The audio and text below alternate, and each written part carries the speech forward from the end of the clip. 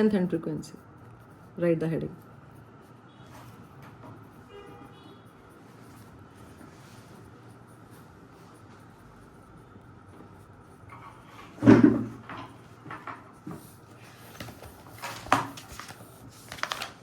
ठीक है.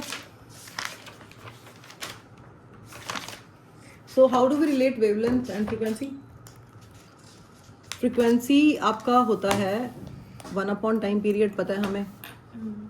Frequency is 1/time period. ठीक है. और ये जो है आपका, जब लाइट रे ट्रेवल करती है एक मीडियम से दूसरे मीडियम में, तो फ्रीक्वेंसी आपकी सेम रहती है. ये पता है हमें कि आपका फ्रीक्वेंसी सेम रहता है रिफ्रैक्शन में, है ना. रिफ्रैक्शन में फ्रीक्वेंसी क्या रहती है? सेम. बट जो लाइट की स्पीड है वो वेरी करती है. Speed of light is different in different media, right. So when light travels from one medium to another medium, frequency remains the same but speed varies, है ना. V1 is not equal to V2. ठीक है. अब क्योंकि speed very करती है, इसलिए आपकी जो वेवलेंथ है वो भी वेरी करती है. कैसे वेरी करती है? फ्रीक्वेंसी 1/time पीरियड है. फ्रीक्वेंसी क्या है? 1/time period. ठीक है. तो अगर हम स्पीड निकालते हैं वेव की, तो वेव की स्पीड क्या होगी? वेवलेंथ अपॉन टाइम पीरियड, है ना. जैसे स्पीड डिस्टेंस अपॉन टाइम होता है, राइट. तो वेव स्पीड क्या होगी?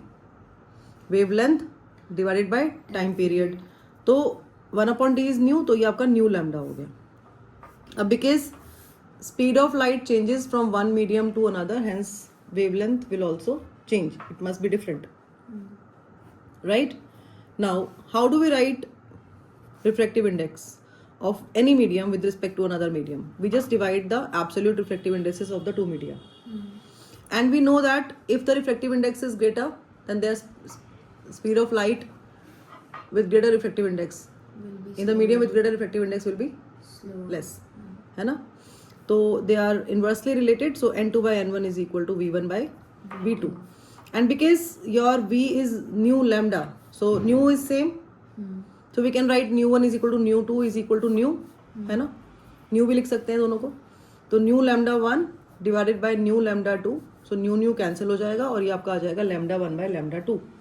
So wavelength in a medium is directly proportional to the speed and inversely proportional to the refractive index. Clear? Yes, ma'am. Write one question based on it. Light of wavelength 5890 angstrom traveling in air. Traveling in air. This is the speed of light. Sorry, wavelength of light in air. ठीक है. Light of wavelength 5890 angstrom traveling in air enters water. So this is the wavelength in air, no? We can write lambda A. A is the subscript. And this light enters water of refractive index 4/3. What will be the frequency and wavelength of light in water? So we have to find the frequency and wavelength of light in water. कैसे करेंगे भाई? We can write this as 5890. बेटा लिखो, start करो करना, wait नहीं करना है, साथ साथ करना है. वेवलेंथ कितनी आएगी? मीटर में 10⁻⁻10 से मल्टीप्लाई कर दोगे, है ना, तो मीटर में आ जाएगा. ठीक है. अब फ्रीक्वेंसी दोनों मीडियम में सेम रहेगी, no. So we can write this as nu a and nu डब्ल्यू. दोनों आपके सेम है, तो फ्रीक्वेंसी रिमेन्स द सेम. तो nu is equal to nu a. Frequency in air, frequency in water, ये आपका सेम है. So we can write this as, if you are taking this frequency of light in air, see, because we have wavelength in air, no? And we know the speed of light in air, it is 3 × 10⁸ meter per second. So we can write nu as c by lambda a, है ना. Now put the values. It is 3 × 10⁸ divided by wavelength of light in air is 5890 into 10⁻⁻10. Now you can solve this and you will get this answer. Cycles per second we can write for frequency. ठीक है. 5.093 × 10⁻14 cycles per second. अब next क्या निकालना है आपने? Wavelength of light in water. ठीक है, तो रिफ्रैक्टिव इंडेक्स जो है आपका कैसे रिलेटेड लिंक्ड होता है, it is lambda 1 by lambda 2. अभी हमने किया ना रिफ्रैक्टिव इंडेक्स, है ना, of medium 2 with respect to 1. तो आप मीडियम 2 का ही तो निकाल रहे हो वाटर का refractive index with respect to air, ये आपको गिवन है ना. वाटर का refractive index with respect to air lambda 1 by lambda 2 हो जाएगा. तो lambda 1 is your wavelength of light in air and lambda 2 is your wavelength of light in water. So what we have to find is wavelength of light in water. So this is your lambda A divided by refractive index. Now put the values. 5890 in 10 power minus 10 divided by refractive index, it is 4/3.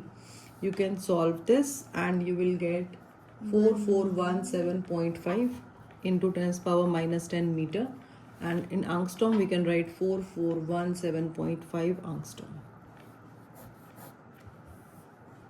Next studying behaviour of a prism at a lens towards wave front.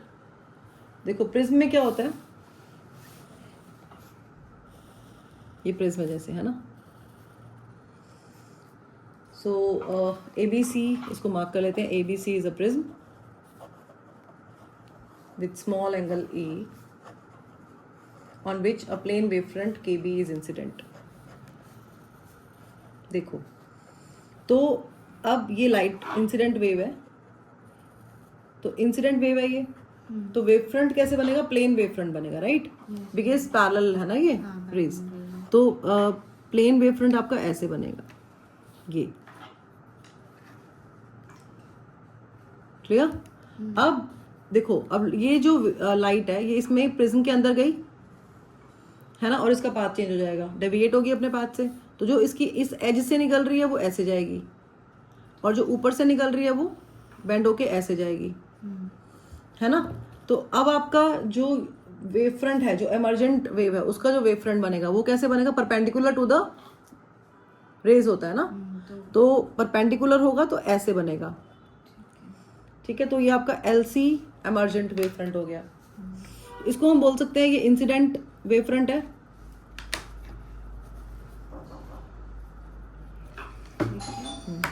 And this is emergent wavefront.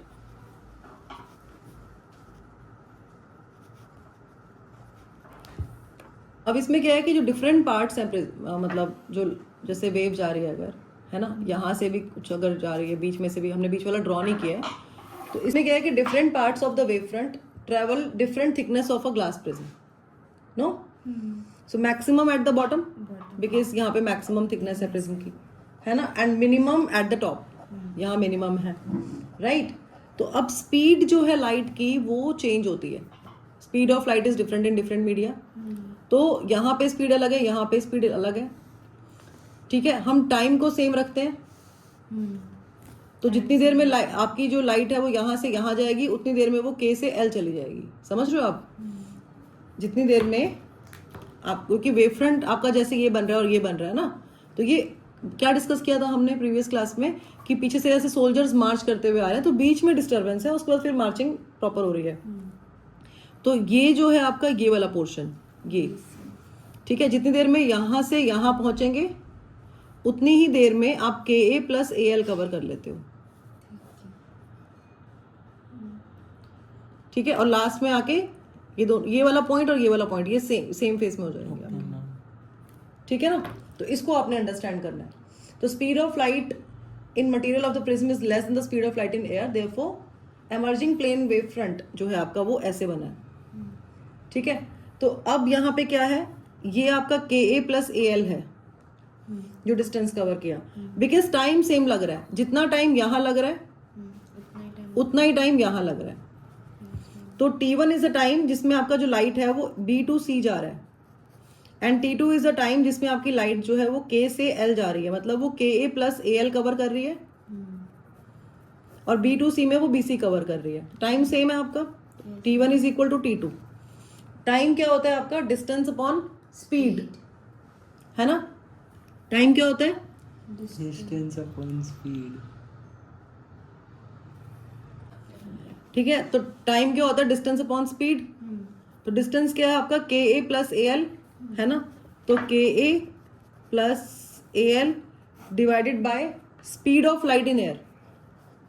We can write speed of light in air.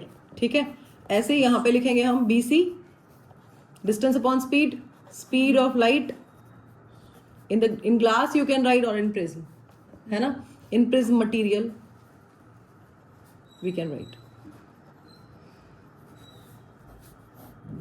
ठीक है, ठीक है. तो lens के लिए will take convex lens. Draw convex lens first. इसमें ना हम यहाँ पे काम करते हैं, we just will take parallel beam of light. तो एक तो इस यहाँ से पास कर रही है कॉर्नर से, एक यहाँ पे टच कर रही है, और एक हम ऑप्टिकल सेंटर से निकाल देते हैं.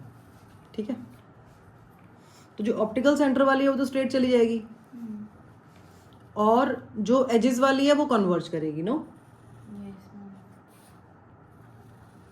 वेवफ्रंट कैसा बनेगा?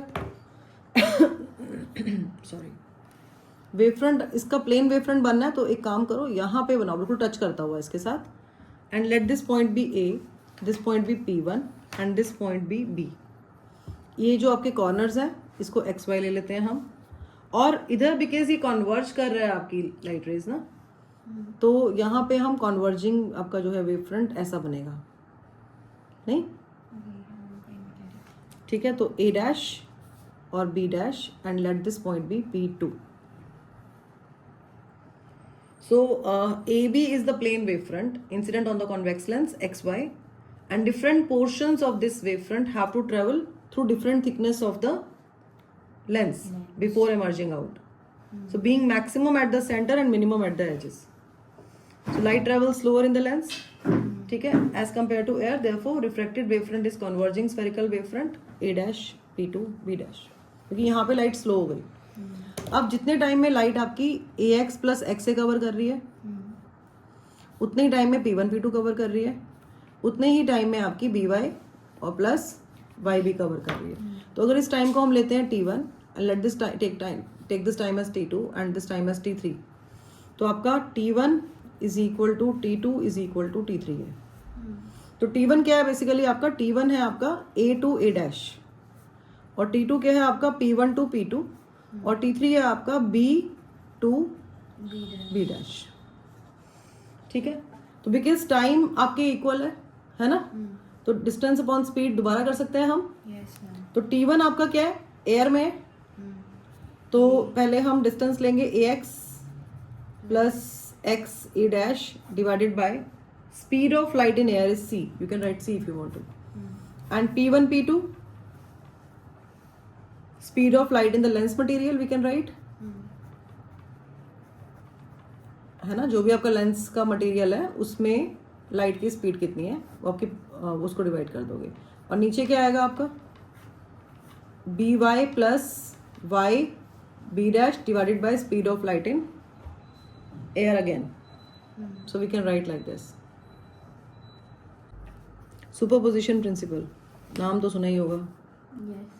ठीक है, कहाँ सुना है? फर्स्ट चैप्टर में कहाँ अप्लाई किया था?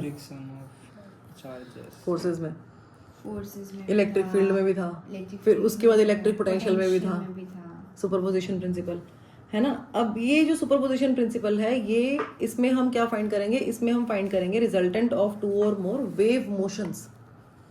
ठीक है, और इनिशियली जो सुपरपोजिशन प्रिंसिपल है वो मैकेनिकल वेव के लिए हमने अप्लाई करना स्टार्ट किया था. बाद में ये इलेक्ट्रोमैग्नेटिक वेव के लिए भी अप्लाई किया था. Light is an electromagnetic wave, it is not a mechanical wave, it does not require any material medium for its propagation. So this superposition principle, initially we had applied the superposition principle on mechanical waves, but we can also apply it on electromagnetic waves. ठीक है, तो इसमें क्या होता है कि when 2 or more wave motions traveling through a medium superimpose one another, a new wave is formed. ठीक है, अब वो न्यू वेव कैसे फॉर्म होगी? जैसे सपोज ये हमारी एक वेव है, वेव ऐसे ट्रेवल करती है, क्रस्ट ट्रफ होते हैं उसके अंदर. ठीक है, और एक और वेव है and they are in the same phase. ठीक है, these two waves are in the same phase. You can see जब क्रस्ट बन रहा है उसका भी क्रस्ट बन रहा है, जब ट्रफ बन रहा है उसका भी ट्रफ बन रहा है, और जहाँ पे जीरो है वहाँ पे यहाँ से भी पास कर रही है ना, तो एक टाइम पे ही पास कर रही है, तो इनको हम बोलते हैं सेम फेस में है ये, ठीक है। तो एक वेव ये हो गई, एक वेव ये हो गई। तो इसका जो एम्पलीट्यूड है, एम्पलीट्यूड क्या होता है? Maximum displacement from the mean position, this is amplitude. Let amplitude of this wave be y1 and amplitude of another wave, this wave है ना, इस वेव का जो एम्पलीट्यूड है उसको हम ले लेते हैं y2, ठीक है। अब बिकॉज यहाँ पे आप क्या देख रहे हो कि दोनों की क्रस्ट हैं ये, है ना, क्रस्ट पे सुपर इम्पोज कर रही है, और जो डिप्रेशंस हैं, डिप्रेशंस आपस में सुपर इम्पोज कर रहे हैं, नो। तो जो रिजल्टेंट वेव आएगी ना आपकी, रिजल्टेंट वेव कैसी आनी चाहिए? क्या लगता है कैसी आएगी रिजल्टेंट वेव? जिसका एम्पलीट्यूड ग्रेटर होगा। तो ये दोनों वेव सुपर इम्पोज करेंगी और ये आपको ये रिजल्टेंट वेव मिलेगी विद इंक्रीज्ड एम्पलीट्यूड, ठीक है। तो ये आपकी क्या है? रिजल्टेंट वेव है। क्या है ये? रिजल्टेंट वेव है। और रिजल्टेंट वेव का जो एम्पलीट्यूड है उसको हम ले लेते हैं y, ठीक है। Then we can write vector y is equal to vector y1 plus vector y2. So when crest of one wave falls on the crest of the other, the amplitude of the resultant wave is sum of the amplitudes of the two waves. ठीक है? Similarly, अगर आपका crest trough पे गिर रहा है दूसरे wave के, तो क्या होगा? एक और वेव बनाएंगे, तो डिस्प्लेसमेंट जीरो हो जाएगा। डिपेंड करता है, अगर दोनों का एम्पलीट्यूड सेम है तो जीरो होगा, नहीं तो सबट्रैक्ट करेंगे, ठीक है। ये आपकी एक वेव हो गई, इसका एम्पलीट्यूड हम ले लेते हैं y1, और एक और वेव बनाते हैं हम।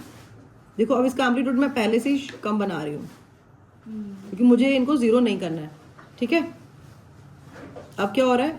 एक का क्रस्ट दूसरे के ट्रफ पे फॉल कर रहा है ना, तो crust of one wave is falling on the trough of the other. तो अब एम्पलीट्यूड जो होगा रिजल्टेंट वेव का, वो डिफरेंस होगा of the amplitude of the two waves, ठीक है। अब डिफरेंस कैसे निकालोगे? कैसे, मतलब किस साइड बननी चाहिए वेव? जिस साइड एम्पलीट्यूड ज्यादा है। जिस साइड एम्पलीट्यूड ज्यादा है, जैसे इसका तो y2 है, और अगर हम यहाँ पे y1 ग्रेटर देन y2 ले रहे हैं, तो रिजल्टेंट वेव जो है वो आपकी y1 की डायरेक्शन में बनेगी विद स्मॉलर एम्पलीट्यूड, ठीक है। तो रिजल्टेंट वेव कहाँ बनेगी आपकी? यहाँ बनेगी विद स्मॉलर एम्पलीट्यूड। ये आपकी रिजल्टेंट वेव हो गई। This is your resultant wave.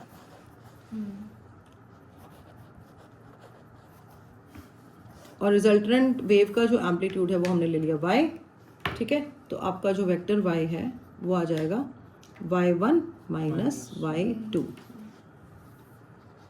और what if we have n number of waves? For n number of waves super imposing,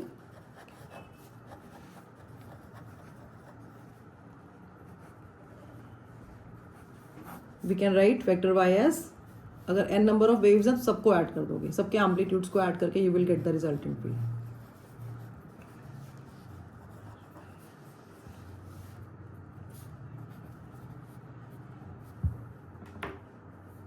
next topic is coherent and incoherent sources of light.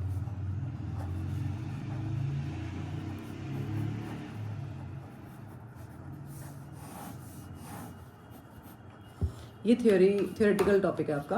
Coherent sources of light होते हैं two sources that emit monochromatic light continuously with zero और constant phase difference between them are called coherent sources. तो coherent sources क्या होते हैं? दो sources को coherent sources कब बोलेंगे हम? कोहेरेंट सोर्स होता क्या है? So coherent sources are the sources of light, ठीक है। सोर्सेज ऑफ लाइट, लाइट के सोर्सेज मतलब जो लाइट को एमिट करते हैं। लाइट सोर्स क्या होगा? जिसमें से लाइट एमिट हो रही है। तो sources of light which emit continuous light waves. Light waves कैसे कॉन्टिन्यूअसली एमिट कर रहे हैं? सोर्सेज ऑफ लाइट मतलब we talking about two sources of light जो कॉन्टिन्यूअसली लाइट वेव्स को एमिट कर रहे हैं। और कैसी लाइट वेव्स को एमिट कर रहे हैं? जिनकी वेवलेंथ सेम है, वेवलेंथ सेम है, फ्रीक्वेंसी सेम है, और सेम फेस में है।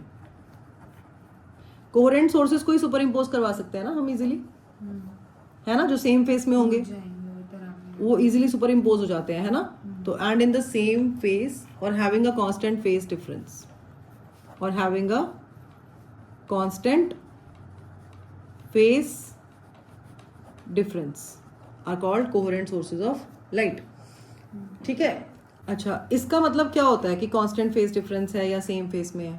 मतलब वो उनके अगर दो वेव्स अगर मूव कर रही हैं तो वो अगर सेम फेस में है या कांस्टेंट फेस डिफरेंस में है तो उससे क्या होगा कि वेव्स जो है वो शिफ्ट नहीं करेंगे एक दूसरे के रिस्पेक्ट में एज टाइम पासेस। जैसे ये वाली बनाई थी आपने, ये कांस्टेंट फेज में है। हाँ ठीक है, तो it means that the waves will not shift relative to one another as time passes. इसका मतलब क्या है कि ऐसे इसको ऐसे अंडरस्टैंड करें, अगर हम फॉर एग्जांपल अगर हम एक अलग सिचुएशन कंसिडर करते हैं जो इससे रिलेटेड बिल्कुल भी नहीं है, मैकेनिक्स का ही ले लेते हैं हम कुछ, ठीक है।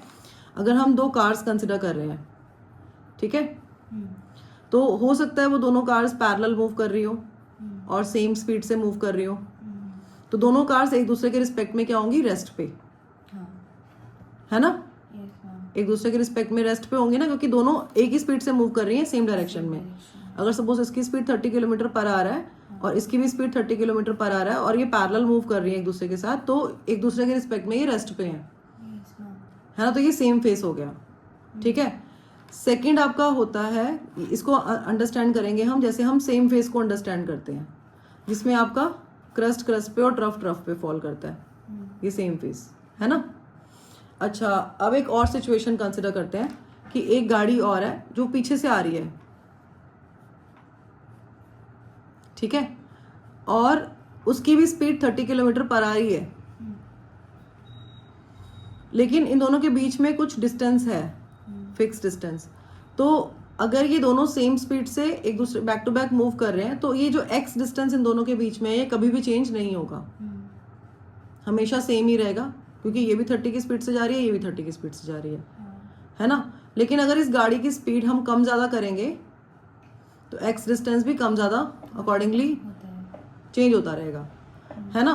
तो वो कांस्टेंट फेज डिफरेंस को मेंटेन करने से क्या होगा, जो वेव्स अगर दो वेव्स अगर ट्रेवल कर रही हैं, अगर उनके बीच में कांस्टेंट फेज डिफरेंस है भी, अगर एक कांस्टेंट फेज डिफरेंस है भी, जैसे यहाँ पे कांस्टेंट फेज डिफरेंस हो गया सेकंड केस में, है ना, तो अगर कांस्टेंट फेज डिफरेंस है भी तो वो हर बार एक ही पैटर्न को फॉलो करेंगी, पैटर्न सेम फॉलो कर रही है ना। लेकिन अगर कांस्टेंट फेज डिफरेंस नहीं होगा तो पैटर्न चेंज हो सकता है एक दूसरे के रिस्पेक्ट में। जैसे अगर हम फेज डिफरेंस कांस्टेंट नहीं रखते तो हो सकता है दूसरी वेव कुछ टाइम बाद ऐसे मूव करना ट्रैवल कर दे और एक जो पहली वेव थी वो ऐसे ही ट्रैवल कर रही है, समझ रहे हो। तो उस केस में सुपर इम्पोज करना भी थोड़ा सा डिफिकल्ट अंडरस्टैंड हो जाएगा, वो कॉम्प्लेक्सिटी आ जाएगी उस केस में, है ना। तो एक कांस्टेंट फेज डिफरेंस में क्या होगा, वो एक ही पैटर्न को फॉलो कर रहे हैं, लेकिन अगर कांस्टेंट फेज डिफरेंस नहीं है तो वो उनका एंगल चेंज हो रहा है, वो कैसे भी रिलेटिव एक दूसरे के रिस्पेक्ट में जो शिफ्ट आ सकता है वेव में एक दूसरे के रिस्पेक्ट में। आ गया समझ। तो ये आपके कोहेरेंट सोर्सेज ऑफ लाइट होते हैं जिसमें लाइट जो है वो सेम वेवलेंथ की, सेम फ्रिक्वेंसी की, सेम फेस या फिर कांस्टेंट फेज डिफरेंस से ट्रेवल करती है। ठीक है, अब इनकोहेरेंट सोर्सेज ऑफ क्या होंगे लाइट के, इनकोहेरेंट सोर्सेज अब आप अपने आप बता सकते हो क्या होने चाहिए इनकोहेरेंट सोर्सेज ऑफ लाइट। जो सोर्सेज ऑफ लाइट जो इमिट कर रहे हैं लाइट, वो लाइट वेव्स वो सेम फेज में ना हो, सेम फेज में ना हो, वो इनकोहेरेंट होते हैं, है ना। Which do not emit light with constant phase difference are called incoherent, मतलब विच आर नॉट कोहेरेंट, है ना। जो कोहेरेंट नहीं है वो इनकोहेरेंट है ना। तो इसको ऐसे अंडरस्टैंड कर सकते हैं। तो जो भी इसमें आपने लिखा है उसका अपोजिट चलेंगे हम। तो sources which do not emit light do not emit light with constant phase difference, with constant phase difference are incoherent sources of light। अच्छा, अब जो दो इंडिपेंडेंट सोर्सेज ऑफ लाइट है, मतलब अगर हमारे पास दो सोर्सेज ऑफ लाइट है और दोनों इंडिपेंडेंट है, two independent sources of light है, अगर इंडिपेंडेंट सोर्सेज ऑफ लाइट का मतलब क्या है कि अलग अलग, मतलब एक दूसरे से इंडिपेंडेंट है, कहीं पे कुछ भी उनका आपस में रिलेशन नहीं है। तो अगर हमारे पास two independent sources of light है वो कभी भी कोहेरेंट नहीं हो सकते, कैन नॉट बी कोहेरेंट, वो कोहेरेंट नहीं हो सकते। This is because light is emitted from individual atoms of the source. No, जो सोर्स के जो एटम्स होंगे, लाइट उसमें से इंडिविजुअल एटम्स में से एमिट होती है ना, जैसे वो रेडिएट करते हैं एनर्जी को. ठीक है. So when they return to ground state, मतलब जब कोई इलेक्ट्रॉन एक्साइटेड स्टेट में जाके फिर वापस जब अपने ग्राउंड स्टेट में आता है तो वो रेडिएशंस को एमिट करता है. राइट. तो उसमें आपका वो कभी भी सेम नहीं होगा अगर दो इंडिपेंडेंट सोर्सेज ऑफ लाइट है तो. ठीक है. तो वो हमेशा इनकोहेरेंट ही होते हैं, वो कोहेरेंट नहीं होते हैं. ठीक है. And to coherent light sources can be obtain from a single source of light. मतलब कोहेरेंट सोर्सेज को अगर ऑब्टेन करना है तो कैसे ऑब्टेन करेंगे हम? सिंगल सोर्स ऑफ लाइट से ऑब्टेन कर सकते हैं. कैसे ऑब्टेन कर सकते हैं? सिंगल सोर्स ऑफ लाइट से हम कोहेरेंट सोर्सेज को ऑब्टेन कर सकते हैं. और कौन कौन से फिनोमेना से? रिफ्लेक्शन है, रिफ्रैक्शन है ना. रिफ्लेक्शन, रिफ्रैक्शन, इन फिनोमेना से we can obtain two coherent sources of light. ठीक है. This is because all the random phase changes occurring in parent source are repeated in the image source, है ना. So that the relative phase difference between the two remains the same at all times. This is the reason.